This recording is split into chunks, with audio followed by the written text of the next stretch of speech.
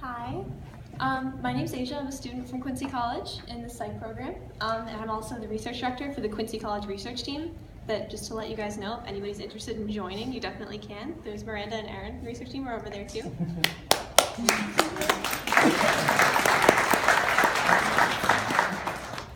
So, like Joe Schramm was saying, what we've been doing is they have been administering surveys before and after all of the drugstore theater shows to see kind of an idea of what the students that are watching these things already know about the brain and what they learned from the show to compare pre and post.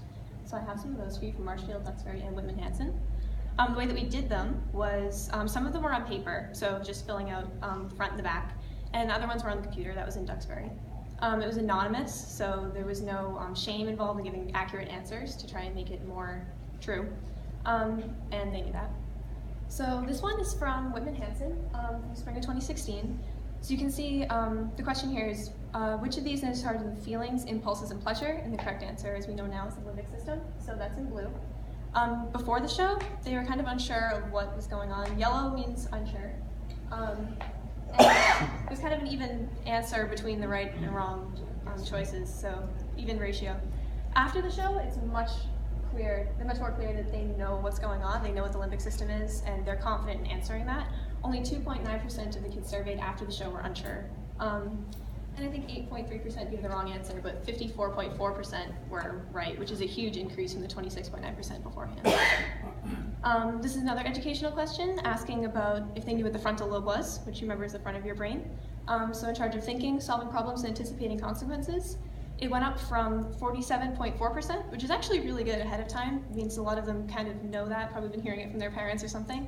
And then after the fact, it's 73.3% knew what that was, which is great, because there's no way to take care of your brain if you don't know what it is. And then we have, which of these is the brain chemical of trust, which we know is oxytocin. Beforehand, 26% of kids had the right answer, and afterwards, 81.4% was in Whitman-Hanson. That's a huge increase. So do you think marijuana is addictive? This is an interesting question because a lot of kids usually don't. As we see in the beginning, this is from Whitman-Hanson as well, 55% of kids said no, and 7.3% just didn't respond to the question. This is the one that was done on paper. After the show, 55.3% of kids said they do think that marijuana is addictive, so it shows that we really are reaching them, the drugstore theater is reaching them. Did this performance change your perceptions based on the effects of drugs and alcohol regarding the potential for you to become addicted? It's this one. 42.4% says it's easier than they thought. 19.8% said there was no change. That's small. I would never get addicted is 22.2%, which is interesting. And 0.4% said they might already be addicted, which, as small a number as that is, that means that hopefully those kids will seek help.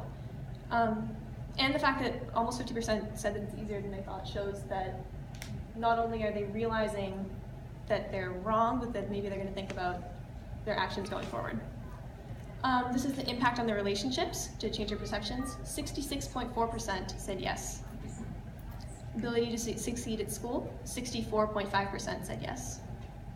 And would you recommend this show? Almost 90%, 89.5% of kids from Marshfield in fall 2015 said that they would, which shows us that not only are they learning, as we've seen in the previous slides, but that they're enjoying it too, that the show is entertaining for them and that they want other kids to see it. And at what level? A lot of them said high school. Some of them said middle school, 36.14%, which speaks to what they've seen in their own high school experience or middle school experience. And 3.49% said upper elementary. So, yeah, that's what we've learned. That's the proof that it works.